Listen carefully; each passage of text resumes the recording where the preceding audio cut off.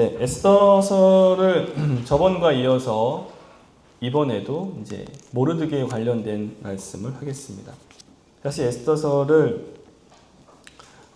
강해하는 분들을 보니까요, 굉장히 오래 강해하시더라고요. 저는 근데 3개로 줄였습니다. 그래서 저번 주에는 에스더를 저희가 했고, 이번 주에는 모르드게를 할 것이고, 또한 다음 주에는 하만을 끝으로 에스더를 마치도록 하겠습니다.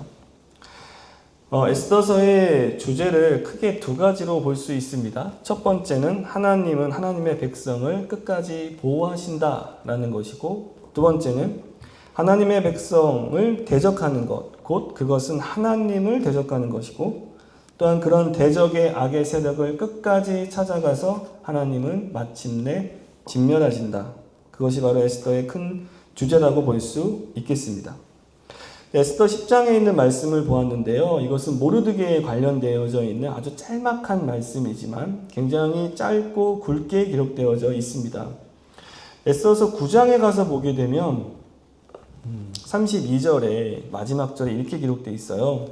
에스더의 명령이 이 불임에 대한 일을 경고하게 하였고 그 일이 책에 기록되었더라. 왠지 이 모든 것을 불임절이 제정되는 그 모든 상황들을 이제 마치게 되고 이 마치게 되는 것을 기록함으로써 끝나버렸다. 이제 그렇게 우리가 이해하게 되는데 왠지 10장에 가서는 왜 굳이 모르드게에 대한 얘기를 더 추가해서 이렇게 하는 걸까? 마치 이제 우리가 영화를 볼 때 모든 영화가 끝나고 크레딧이 이렇게 올라가잖아요. 그리고 이제 나중에는 쿠키 영상 같은 게 있는데 마치 그러한 것인가?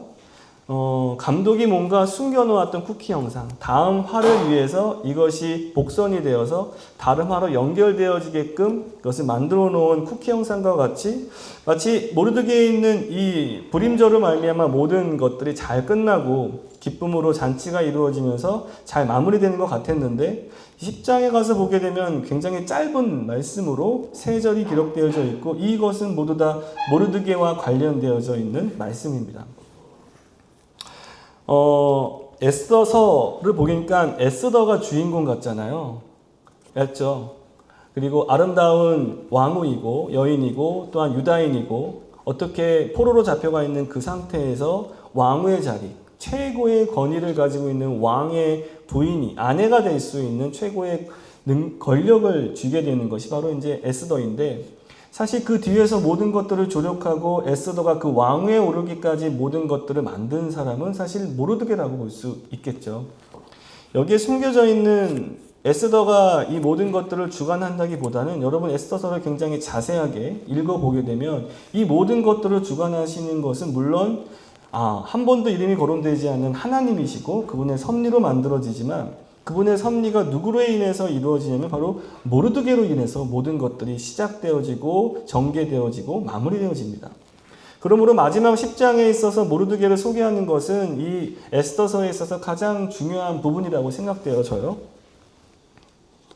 그래서 이곳에서 10장에 기록되어져 있는 것을 보게 되면 1절에 아하수에로 왕이 그의 본토와 바다 섬들로 하여금 조공을 바치게 하였더라 라고 이제 기록되어 있습니다. 그 전에는 물론 조공을 바쳤겠죠. 하지만 더욱더 모르드게가 그 왕 다음으로 어떻게 보면 총리와 같이 그 두 번째 권력을 진 자로서 행정적인 조직을 잘 만들었다고 볼 수 있고 하만은 유다인을 진멸해서 그들이 가지고 있는 재산을 뺏어다가 왕에게 바치기로 한 반면 모르드게는 이것을 정당하게 행정적으로 잘 만들어서 모든 본토와 섬들로 그들이 정복해난 그 땅들에게 조공을 바치게 해서 아무도 생명을 잃지 않고 그것을 우리도 또한 그들도 안전하고 또한 유익하게 할 수 있는 법을 제정한 것으로 볼 수 있겠습니다. 그만큼 모르드게는 모든 사람들에게 유익을 주는 사람이죠. 능력이 있는 사람이라고 볼 수 있겠습니다. 그러므로 2절에 가서 보면 왕의 능력 있는 모든 행적과 모르드게를 높여 존귀하게 한 사적이 메대와 바사 왕들의 일기에 기록되지 아니하였느냐. 이것은 어떠한 풍문으로 떠도는 이야기가 아닙니다. 역사적인 근거를 가지고 있는 이야기이고 실제 역사 이야기이죠. 그래서 여기에는 왕들의 능력, 이 왕에 있는 모든 것들을 치리했던 모르드게, 마치 이집트에 있는 바로의 옆에 있었던 요셉과 같이 바로 모르드게는 그러한 역할을 하고 있다고 볼 수 있겠고 그것은 역대 일기에 기록될 만큼 굉장히 중요한 일이라는 것이죠. 그리고 3절로 가서 보면 유다인 모르드게가 아하수에로 왕의 다음이 되고 그만큼 큰 권력을 지게 되고 유다인 중에 크게 존경을 받고, 첫 번째는 유다인에게 존경을 받습니다.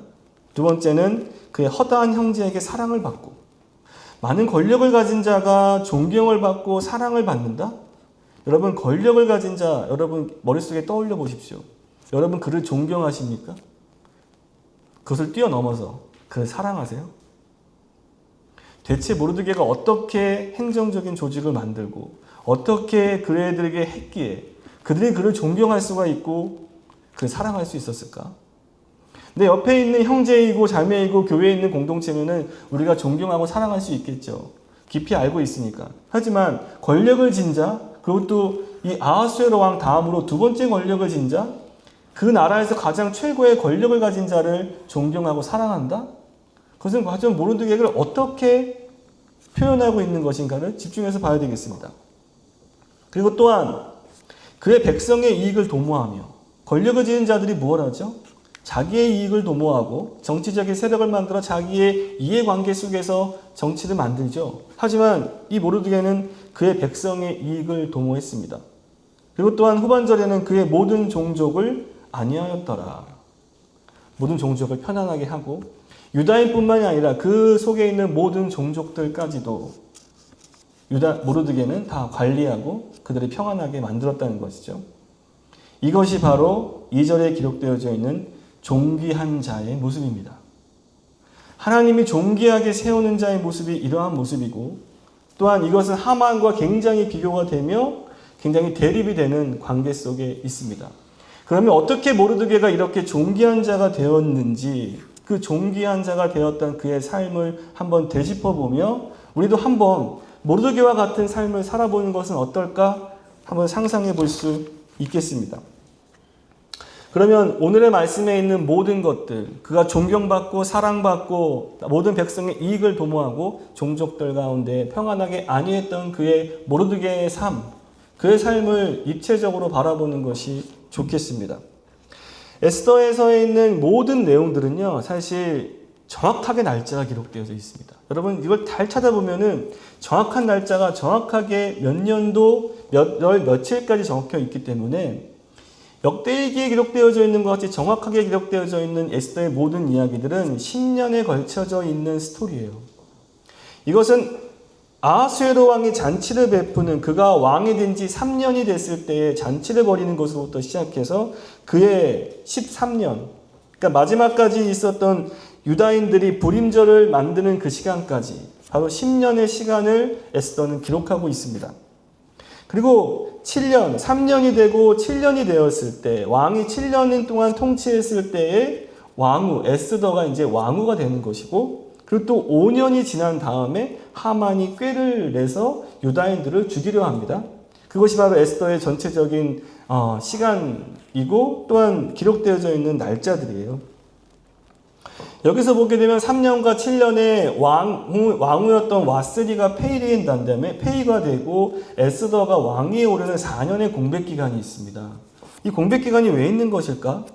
사실 여기는 아하수에로 왕은 크세르크세스 1세라고 우리가 알고 있고, 이건 페르시아의 왕이죠. 이 페르시아 왕의 가장 큰 업적은 뭐였냐면, 가장 큰 실수는 뭐였냐면 바로 그리스, 유럽으로 진출하면서 전쟁을 벌였을 때에 이 4년의 기간 동안에 그리스 정복에 나갑니다.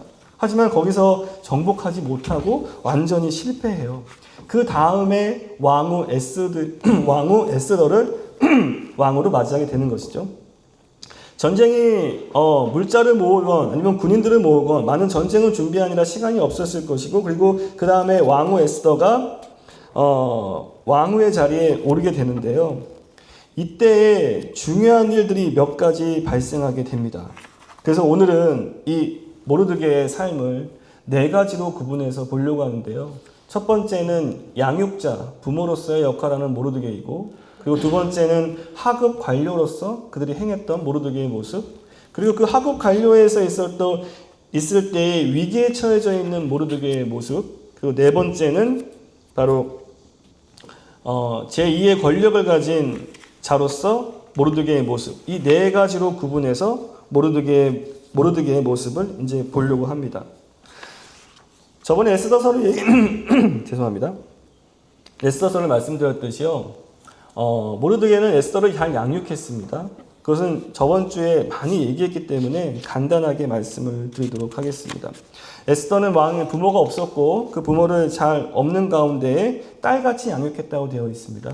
그래서 저번에 말씀드린 것과 같이 아버지가 해야 될 역할은 신앙적으로 또한 윤리적으로 그걸 잘 가르치는 것이지만 또한 혼처를 잘 잡아서 결혼을 시키는 것도 아버지의 역할이라고 했고 어떻게 모르드게는 왕후가 될 수 있는 그것을 도전해서 결국에는 자기의 딸 같은 에스더를 왕후의 자리에 올리게 되는 것이죠. 그리고 에스더서의 저번 주에 봤던 모든 말씀을 통해서 과연 에스더가 어떠한 가르침을 받았는지 우리가 정확하게 알 수가 있습니다. 신앙적인 위기가 있을 때 어떠한 결정을 했고 또한 그 결정에 있어서 모르드게가 어떠한 역할을 했는지도 우리가 잘 보았죠. 그렇기 때문에 모르드게는 어찌 보면 자기의 자녀를 잘 양육했다라고 볼 수 있겠습니다. 물론 에스더가 성품이 좋아서 잘 받아들인 것도 있었겠죠. 하지만 중요한 것은 양육자가 어떻게 그를 양육하냐 하는 것입니다. 어떤 인터뷰를 보았는데 굉장히 유명한 배우였어요. 노 배우였는데 모든 걸 많이 이룬 사람입니다. 근데 그 사람한테 이런 질문을 하더라고요. 인터뷰가. 가장 부러운 사람이 누구예요? 이제 그렇게 물었어요. 물론 이제 그렇게 의도는 뭐 더 많은 뭐 성공한 배우를 더 부러워할까? 이제 그렇게 저도 상상했는데 아이를 기르는 부모라고 그가 얘기했단 말이에요. 아이를 기르는 부모가 왜 부럽지? 그 아이가 성장할 수 있게끔 부모가 얼마만큼 그의 잠재력을 끄집어낼 수 있고 이 아이를 어떻게 양육하고 어떻게 먹이고 어떠한 말을 해주고 어떻게 내가 이 아이에게 하냐에 따라 이 아이의 인생은 완전히 달라지기 때문이다 라고 이제 압축해서 얘기하면 그런 내용이었습니다. 저도 이제 부모인데 지금은 방학이고 난리도 아니에요. 서로 집이 난리가 아닙니다. 오가면서. 근데 이 아이를 아니면 내가 맡은 어떠한 일들을 책임있게 하는 것 시간이 얼마 남지 않았구나라는 생각이 불현듯 들었어요. 벌써 첫 아이는 저랑 말을 그렇게 많이 하지 않습니다. 둘째 아이도 저랑 씨름을 이제 안 하려고 해요. 시간이 얼마 남지 않았구나. 언젠간 나도 저런 말을 할 때가 올 수도 있겠다라는 생각을 했습니다.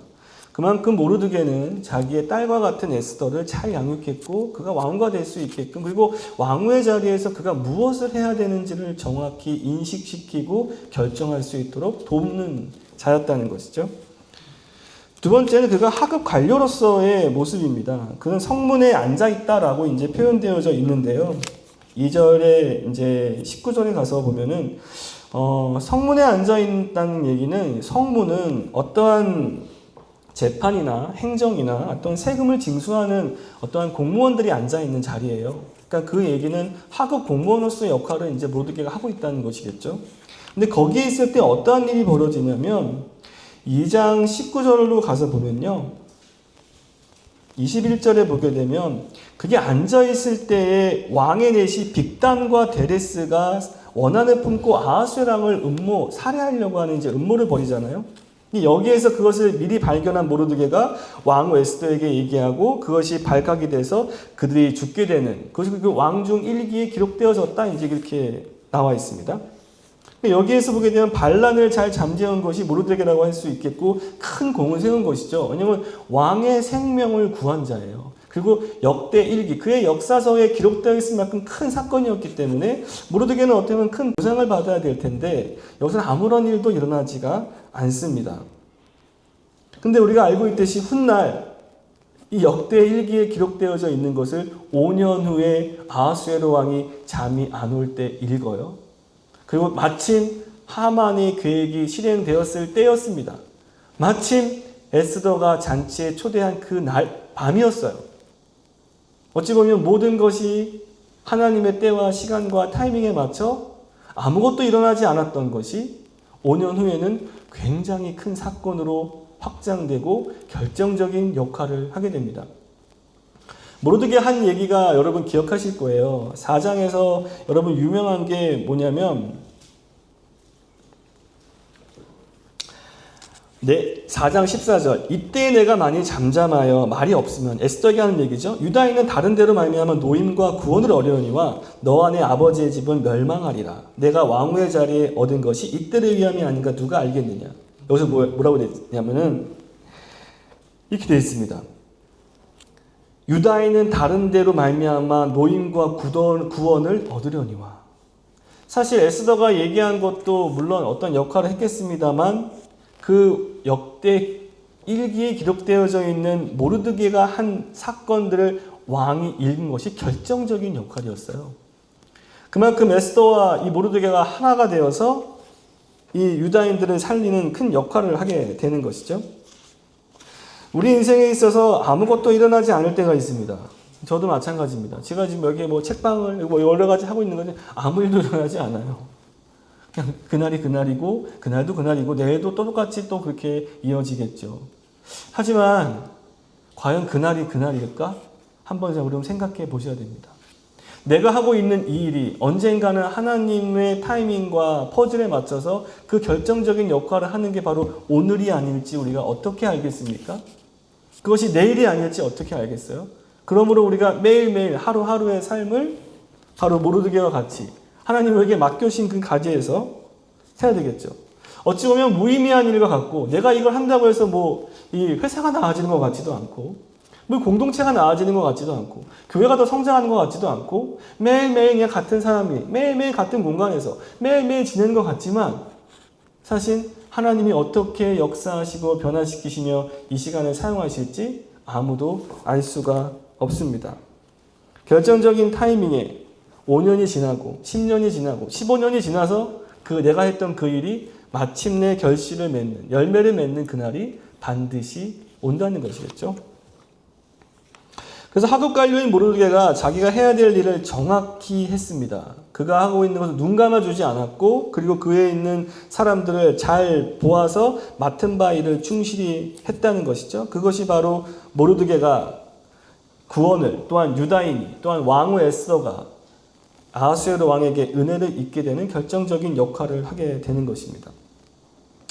세 번째로는 이 모르드게의 삶 가운데 가장 큰 위기가 오게 되는데요. 바로 하만의 등장입니다. 에스더서 5장에 가서 보면 하만이 등장하게 되고 이 하만은 굉장히 거만하고 교만하며 그리고 자기를 마치 신과 같이 여기는 사람입니다. 아하수에로 왕 다음에 있는 사람이긴 하지만 마치 자기가 왕인 것 같고 모든 사람이 자기에게 절을 하고 무릎을 꿇어야 되는 것이에요. 그만큼 절대적인 권력을 가지고 있는 이 하만에게 맞서는 사람, 유일한 한 사람이 하급 공무원이 있는데 그것이 바로 모르드게입니다. 문을 지키는 자. 모두가 다 절을 해요. 거의 관료들도 다 절을 하죠. 하지만 모르드게만은 절을 하지 않습니다. 둥글둥글하게 살면 되는 게 아닌가? 그리스도인으로서 모든 사람들과 다 협력해야 되는 거 아니야? 이 사람과 저 사람과 다 내가 적을 만들고 안 좋게 하는 것이 무슨 유익이 있겠어? 그리스도인이라면 사랑해야지, 배려해야지, 존중해야지, 그 사람을 이해하고 공감하고 내가 더 낮아져야지. 맞습니까? 맞죠? 맞는 말이죠.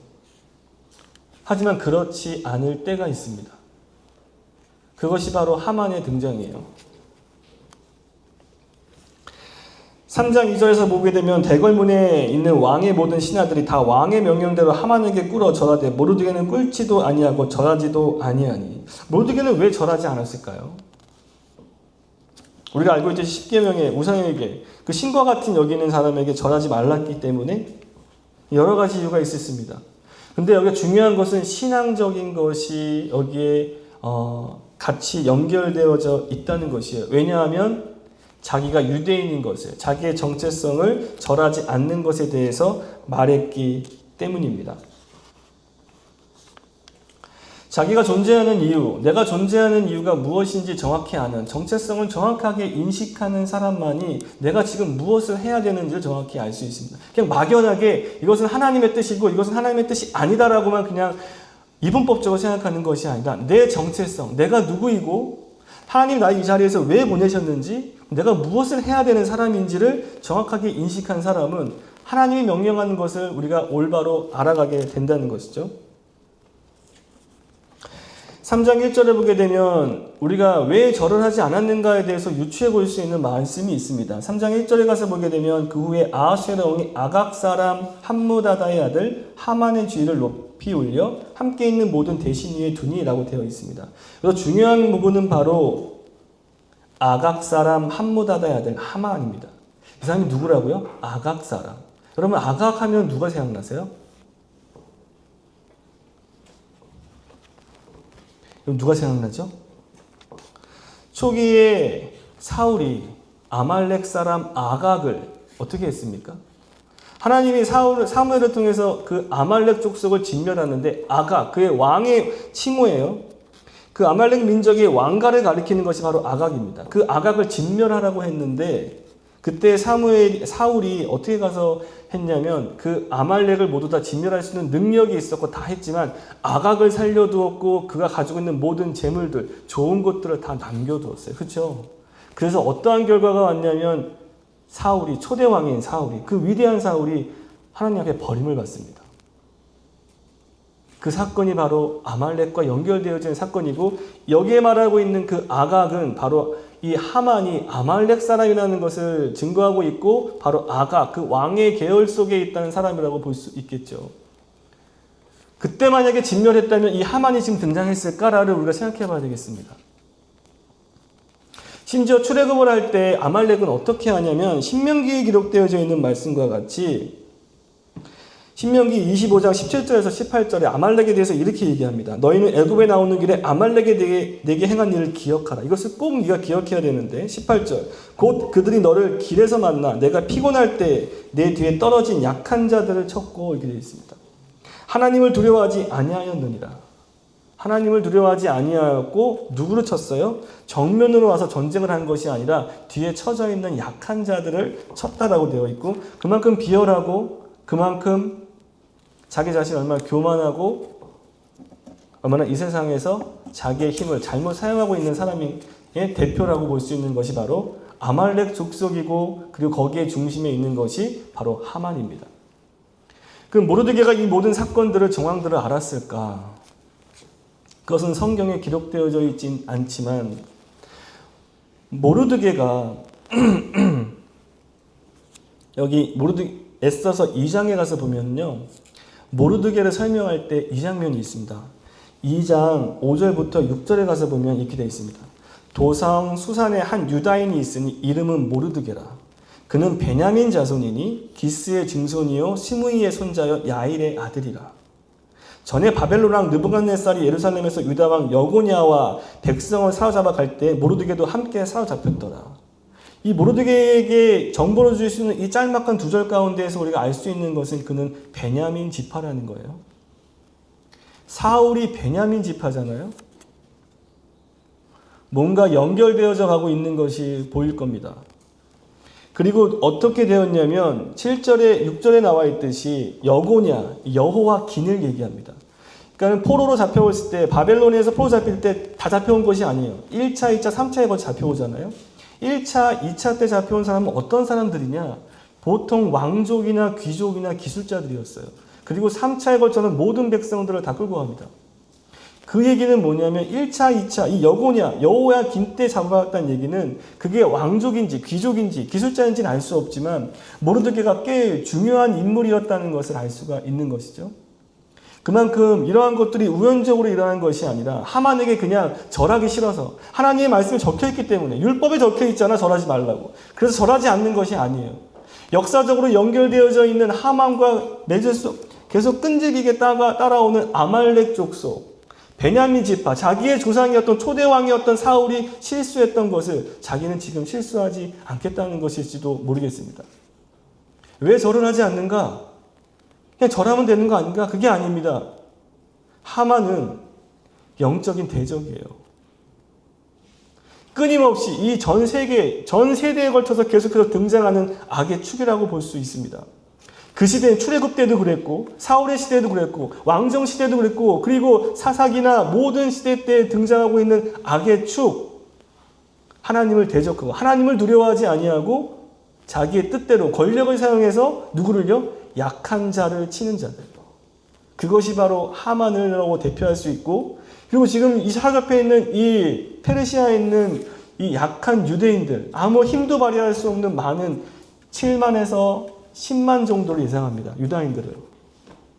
그들을 약한 자들이니까 진멸해서 가지고 있는 재물이는 만큼 조금이지만 그것을 빼앗아다가 왕에게 바치기로 약속한 하만의 꾀.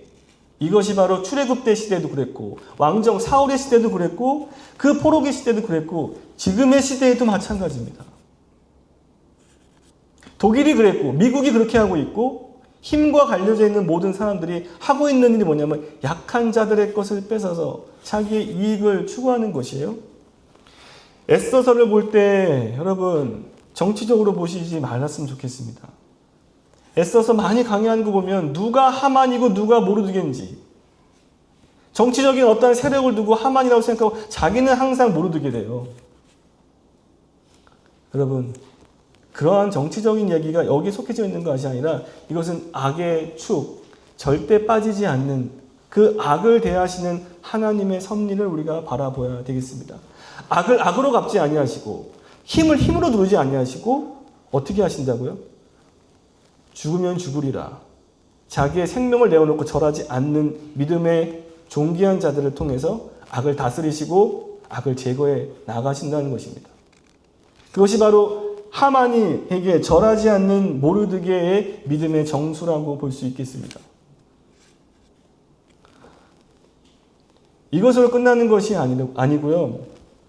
9장에 가서 보면 이제 모든 하만의 계획이 들통이 나고 또 에스더를 통해서 그것이 알려지게 되고 하만이 나무에 달리게 되죠.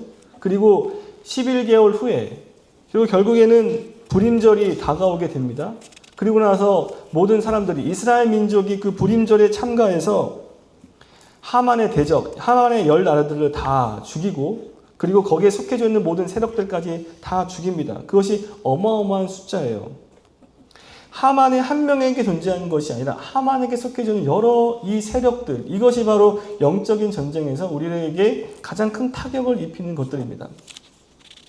근데 중요한 부분은 바로 이것입니다. 이러한 영적인 전쟁에서 우리가 간과하고 있는 것이 과연 무엇인가? 물론 기도를 통해서 유다인뿐만이 아니라 에스더뿐만이 아니라 모르드게 모두가 다 한 몸이 되어서 하나가 되어서 이것을 기도하는 것, 기도의 큰 힘으로 이것이 이루어졌다라고 뭉뚱그려서 얘기할 수도 있겠습니다. 하지만 그 기도의 내용들은 저번에 말씀드린 것과 같이 바로 에스더가 어떻게 아하수에로 왕과 회복되어져야 되는 가정의 관계가 있는지도 말씀드렸듯이 구체적인 기도로 나아가야 되고 또한 이 모든 것들이 일어난 후에가 더 중요하겠죠. 불임절이 다 제정되었고 그리고 이제 그 불임절에는 이스라엘 민족이 다 잔치를 벌입니다. 우리가 알고 있듯이 9장에 가서 보게 되면 이 불임절이 만들어진 다음에 하나님께서 유다인들을 통해서 그들에게 하고 있는 말씀을 잘 보게 되면 이 에스더서에 보게 되면 이런 모든 것들이 모르드게가 그 모든 것들을 잘 통치하고 그리고 에스더를 통해서 회복되어져 있는 불임절을 통해서 이 유다인들도 이제 경제적으로나 또한 법적으로 많이 회복이 되어져 가는데요. 그것에서 가장 보고 있는 말씀이 9장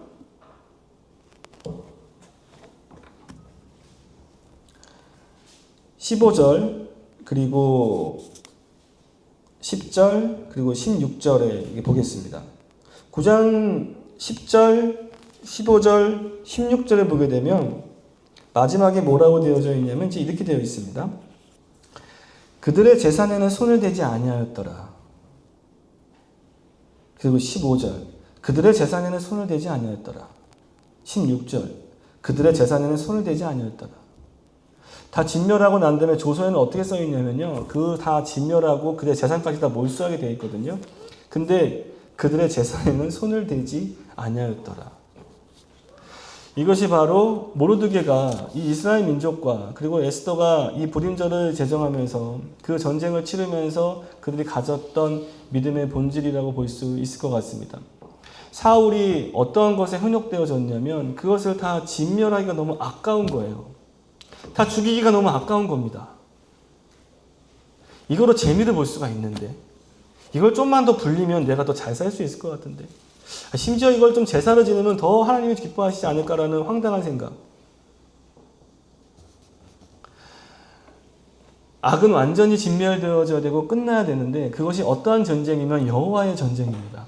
우리가 이해되는 것은 이것은 물건을 탈취하기 위한 전쟁이 아니고 내 이익을 도모하기 위한 전쟁이 아니고 하만과 같은 모습으로 되기 위한 전쟁이 아니라는 것이죠. 여기서 얘기하고 있는 불임절은 그들의 재산에는 손을 대지 아니하였고 그 모든 하만의 세력들을 제거하는 것에만 그들이 열중했다는 것이죠. 이것이 바로 사울이 실수했던 것을 다시 회복시키는 하나님의 큰 역사라고 볼 수 있겠습니다. 우리는 제밥에 관심이 많습니다. 예배를 드리면, 말씀을 듣면, 기도를 하면 뭔가 내 삶이 나아지겠지. 나아지는데 어떻게 나아지냐면 물질적으로, 건강적으로, 관계적으로 나아지겠지.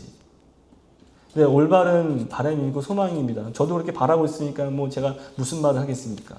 하지만 중요한 것은 그것이 아니라 더 중요한 건 영적인 전쟁에서 승리하는 것이고 그 승리 후에 들어오는 것들은 하나님의 손길로서 이렇게 뺏어서 갖는 것은 아니라는 것입니다. 그러면 하나님이 이 불임절을 통해서 뺏지 않으면서 어떻게 그들이 기뻐하고 이 전쟁을 통해서 어떻게 나누는가를 우리가 자세히 봐야 되겠습니다. 17절입니다. 9장 17절. 아달월 13일에 그 일을 행하였고 14일에 쉬며 그날에 잔치를 베풀어 즐겼고 수산에 사는 유다인들을 13일과 14일에 모였고 15일에 쉬며 이날에 잔치를 베풀어 즐긴지라. 잔치는 누가 베풀죠? 있는 사람이 베푸는 거 아닙니까? 그러므로 시골의 유다인 곧 성이 없는 고을고을에 사는 자들이 아달월 14일을 명절을 삼아 잔치를 베풀고 즐기며 서로 예물을 주더라. 예물을 뺏어서 주는 게 아니고요. 자기가 가지고 있는 거를 주는 거예요.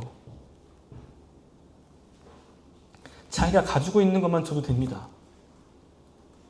더 많은 걸 줄 필요가 없어요. 자기가 가지고 있는 걸 주면 되는 거예요. 오병이어의 기적, 자기가 가지고 있는 것을 드렸기 때문에 기적이 일어나는 것이죠. 더 좋은 것이, 더 많은 돈이 필요하고 더 많이 교회가 성장하려면 더 많은 물질이 들어가고 뭔가 더 많이 해야 되는 것이 아니라 우리가 가지고 있는 자원으로도 충분하고 자원으로도 드릴 때 그것이 역사하는 것이겠죠. 여기서 끝나는 것이 아니라 또한 22절에 보게 되면 이날에 유다인들의 대적에게서 벗어나서 평안함을 얻어 슬픔이 변하여 기쁨이 되고 애통이 변하여 길할 날이 되었으니 이 두 날을 지켜 잔치를 베풀고 즐기며 서로 예물을 주며 가난한 자를 구제하라 하매. 이 잔치가 어떤 잔치냐면 있는 사람만 한 잔치가 아니고요. 모두가 즐기는 잔치예요. 근데 이 모두가 즐기는 잔치에 누가 와야 되냐면 가난한 자가 함께 해야 됩니다.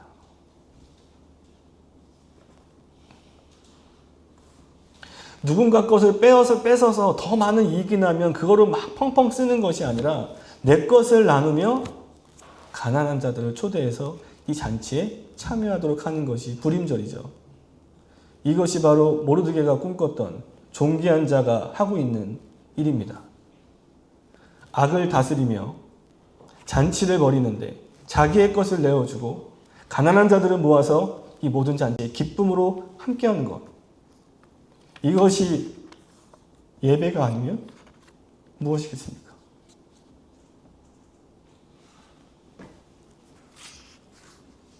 예배가 찬양이 울려 퍼지고 모든 세션들이 와서 정말로 말씀에 능력 있는 설교자들이 와서 말씀을 선포하고 모두 다 울며 찬양으로 기도로 예배죠. 하지만 진정한 예배가 이 페르시아 포로된 그날 그 땅 가운데에 임하고 있는 것입니다. 이 잔치가 바로 예배이고 이것이 바로 하나님의 나라이고 예수 그리스도가 이 땅 가운데 오셔서 그렇게 외쳤던 복음의 실체이죠. 이것이 바로 모르드게 존귀한 자가 하고 있는 일입니다.